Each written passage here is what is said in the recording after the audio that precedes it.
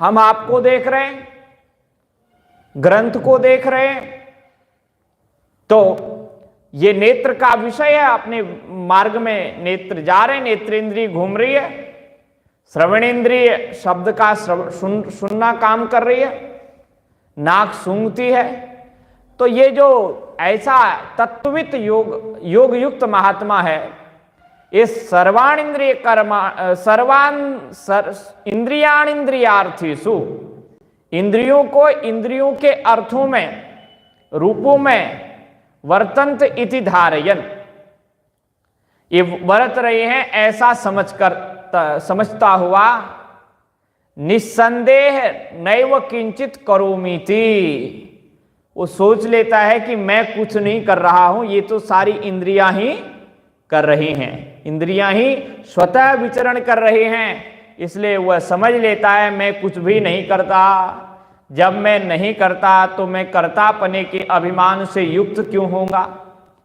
जो करता है वही कर्तापने के अभिमान से युक्त है। जो करता ही नहीं वो थोड़ी झूठ मूठ कहेगा कि मैं करता हूं। तो ऐसा यह योग युक्त महात्मा होता है।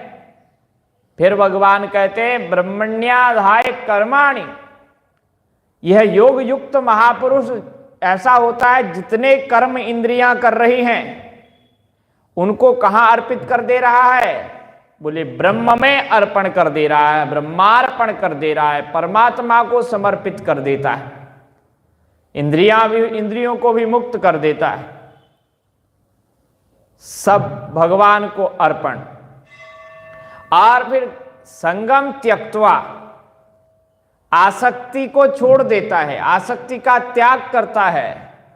तो ऐसा महापुरुष, ऐसा व्यक्ति, चाहे वो कोई भी हो, गृहस्थ हो, सन्यासी हो, किसी भी वर्ण का हो, किसी भी आश्रम का हो, बस न लिप्यते स पापे न, वो फिर पाप से पुण्य से लिप्त नहीं होता। न तो उसे पुण्य पकड़ता है न उसे पाप पकड़ता है, वो दोनों से मुक्त हो जाता है। पद्म पत्र मिवाम्भसा, कैसे? बोले जैसे पद्म का पत्र होता है, कमल पत्र होता है, कहां होता है? बोले अंभसा, जल में होता है। कमल कहां खिलता है?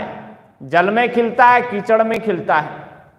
लेकिन उसको, उसकी पत्तियों को न कीचड़ स्पर्श करता है और न जल ही स्पर्श करता है, वह तो शुद्ध रहता है। वैसे ही जीव रहता तो कहां है? संसार में। और संसार में विभिन्न प्रकार के कार्य होते हैं, कर्म होते हैं, लेकिन ऐसा जो योग युक्त है, जो ब्रह्म को कर्म समर्पण करने वाला है और ब्रह्म का चिंतन करने वाला है, आसक्ति से रहित है, वो उसी प्रकार पाप से युक्त नहीं होता जिस प्रकार पद्म जो है जल में रहता हुआ भी पानी से अलग रहता है, पानी से निर्लिप्त नहीं रहता, कीचड़ से युक्त नहीं रहता। यदि जग में रहूं तो ऐसे रहूं जैसे जल में कमल का फूल रहे, मेरे सब गुण दोष समर्पित हो, करतार तुम्हारे हाथों में। तो ये स्तुति करते हुए, प्रार्थना करते हुए यही कहा गया है कि हम संसार में रहें तो कैसे रहें? बोले जैसे जो जल में कमल का फूल रहे, जैसे जल में कमल का फूल है।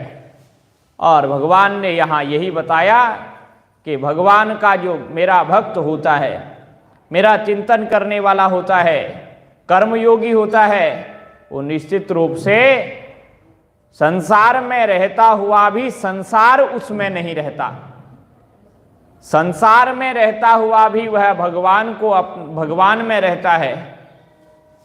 कई अब देखिए, जैसे आपको निद्रा देवी जब आ जाती है तो आप रहते तो यही हैं, लेकिन यहां का सत्संग में नहीं रहते, फिर सत्संग सुनाई नहीं देता, वो दूसरा ही जो है कहीं व्यापार कर रहे हैं, कहीं भोजन बना रहे हैं, कहीं बहू को डांट रहे हैं, तो वही सारा चलता रहता है।